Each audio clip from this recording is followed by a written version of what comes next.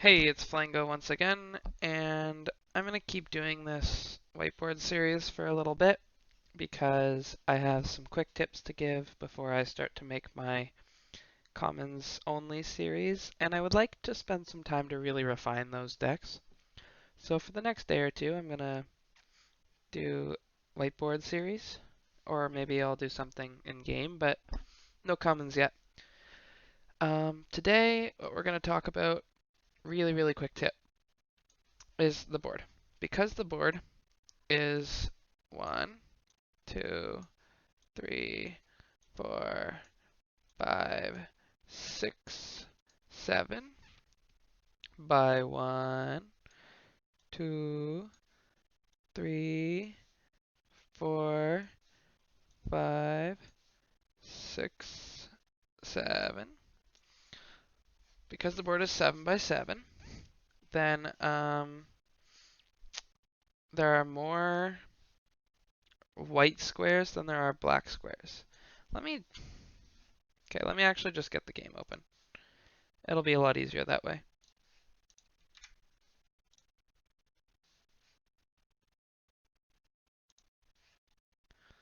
Alright, so let's play this deck. Play single player. Doesn't really matter. Give me this one. Okay, so because the board is 7 by 7, what you'll note is that let's call. Alright, that was weird. Let's call blue our like white squares in a chessboard. So blue spans from corner to corner, right? You can see that.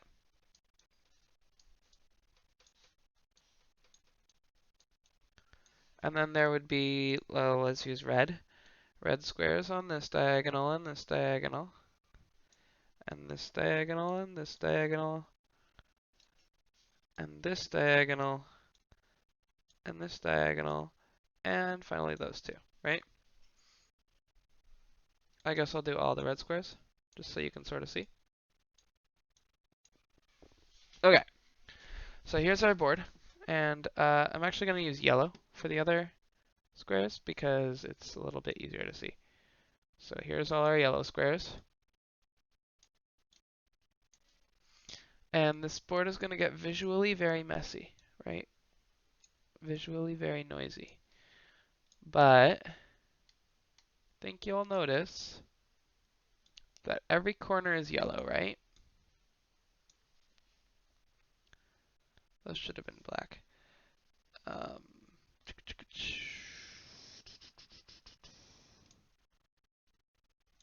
Okay, yeah. So let me draw this last one.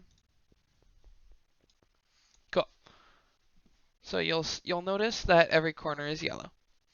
And you'll also notice that you get the impression that there's like a little bit more yellow, maybe. Well, that's because there is.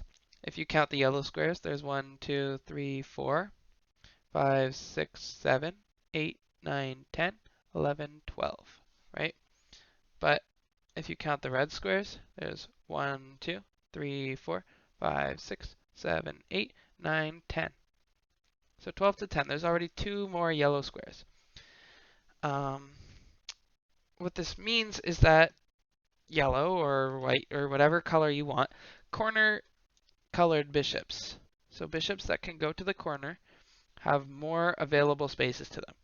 So if I have a card that moves diagonally, then it can go to this square, this square, this square. That's 3, 6, 9, 12. Right? Now if I have a card in this square, maybe I'll actually I'll restart this board. So yeah, if I have a card in this square, this square, this square, or this square, it can go to 2 plus 2, that's 4, plus 3, that's 7, 8, 9, 10. So I can go to 10 squares, right? So this square was able to go to 12, and this one was able to go to 10. And this one will also go to 10, and this one will also go to 10. And I'm actually going to start to write these out for you. So 12, 10, 10, 10, 10. All right. Now let's look at the next sort of radially relevant squares, these ones. Well, they can go to 2, plus 2 is 4, plus 2 is 6, 7, 8, 9, 10. So these ones can also go to 10.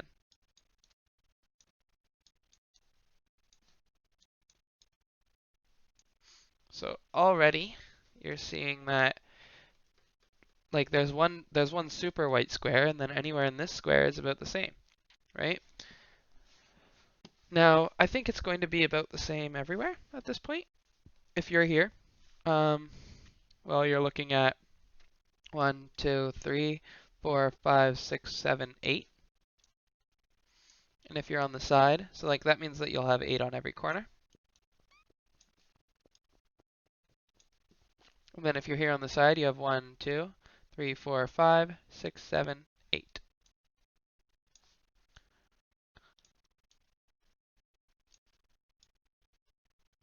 And then if you are on a red square, then you'll have 1, 2, 3, 4, 5, 6, 7, 8. Right? So every single square, you'll have the same number of squares to go to. Except if you're a white bishop. Because if you're a white bishop, or a yellow bishop, then you'll have this super square in the middle. Right? This perfect extra square. And now we'll just do the sides just to finish it off. 1, 2, 3, 4, 5, 6, 6, 6, 6, 6. Here, 1, 2, 3, 4, 5, 6. I think it's pretty clear to see that you will always have 6 squares to go to on the outside, right?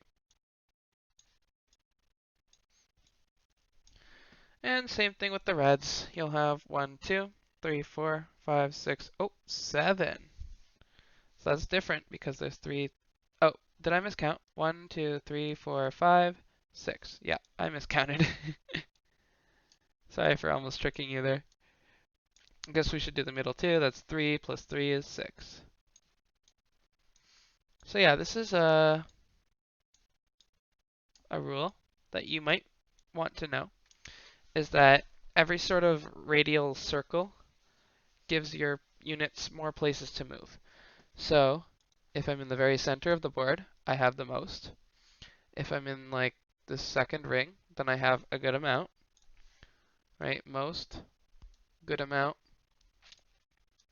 It's okay, but feeling a little bit cramped, can only really go in one direction, and can actually only go in one direction, feeling very cramped, right? So you can sort of see the advantage to having a white squared bishop. It's like having a red squared bishop, except for you can always have access to this perfect square in the middle. I think that's all I really have for today. I guess I could talk really quickly about knights. I've already done this a little bit before, but if you have like a piece that moves, like Zera, for example, right now Zera has access to 4 squares total, right? Because he's on the edge.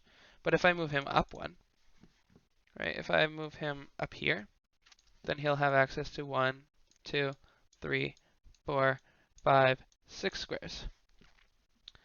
And if I move him up one more, right here, then he'll have access to 1, 2, 3, 4, 5, 6, 7, 8 squares.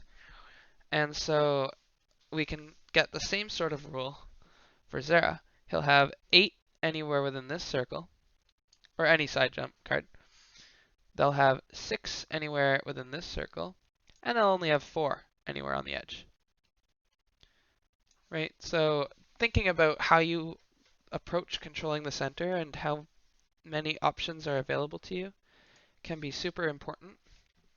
And hopefully I'll have a video where I teach board control with a deck that plays for board control later. But for now, you'll have to take my word for it that pieces can move more when they are on or in the middle. Let me actually finish one more thing. Let's say you have a straight line card, right? Now if it's like straight line 2, then obviously here it can't go as far. And so it would have more movement in the middle, where it can go 2 in every direction. But